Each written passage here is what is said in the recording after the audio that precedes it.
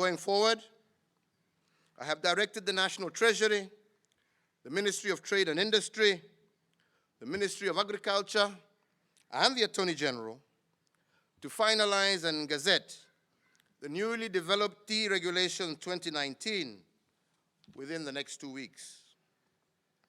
These regulations include establishment of the Green Leaf Pricing Formula Committee to determine the formula for pricing of green leaf. Further, the establishment of a self-sustaining stabilization fund to cushion farmers against price fluctuations and ensure implementation of guaranteed minimum returns, the establishment of the Kenya Tea Council, and the regulation of the volumes of tea sold through the auction and through direct sales, direct contracts, to be set at 80% and auction at 20%. Fellow Kenyans, the same problems of governance, conflict of interest, and scrupulous buying methods that have bedeviled our tea sector are also very similar to those in the coffee sector.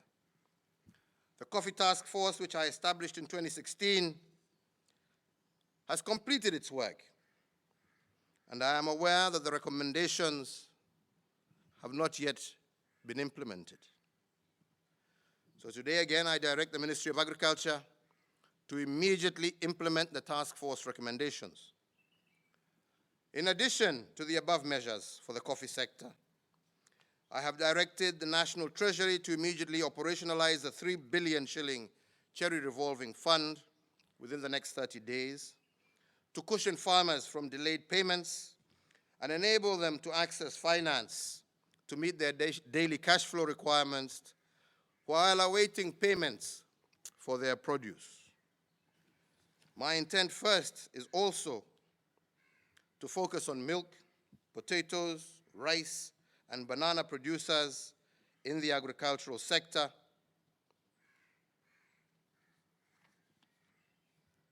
In the agricultural sector, our farmers have continued to get high milk yields.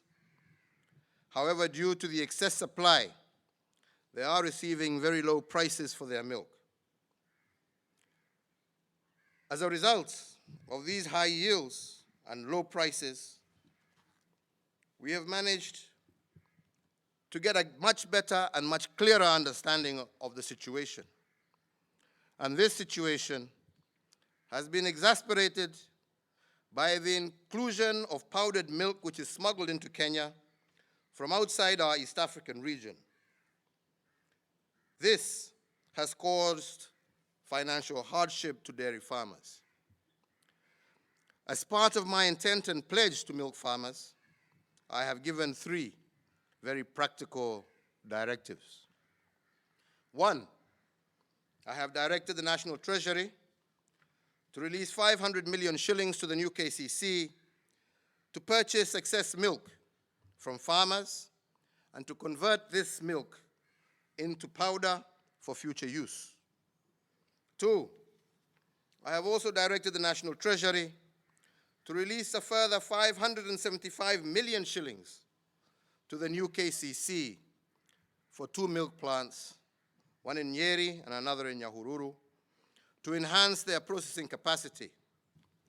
In sum, my intent is to boost the milk industry with 1 billion Kenya shillings in the immediate run as a way of supporting their efforts.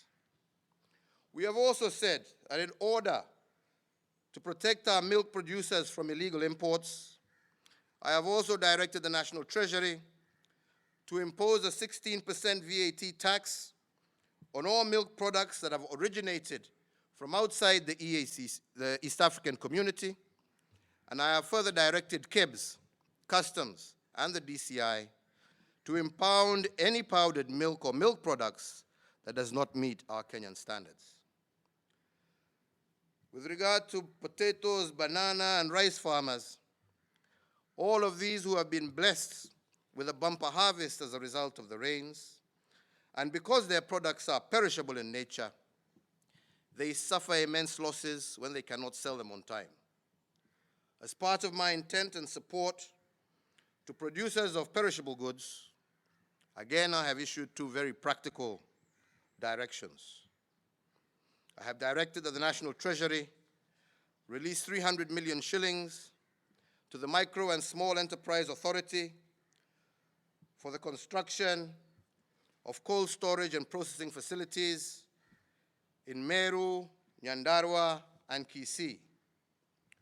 Two, I have directed that the National Treasury release a further 660 million shillings to the Kenya National Trading Corporation to purchase all the excess rice from Kano Plains in Nyanza and also Mwea for onward selling to our disciplined forces, prison services, as well as to our boarding schools.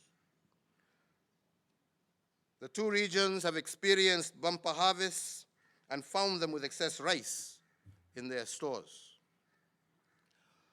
With regard to the entertainment industry, producers in the entertainment industry are also a critical plank of our economy. Kenyans are indeed highly talented, and the music industry is potentially one of the most lucrative in our country.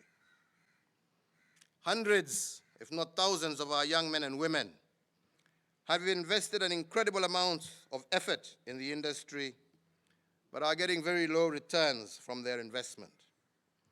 And we must allow their investments to pay off so that many more can follow them into the industry. And I believe that this way we can do exceptionally well.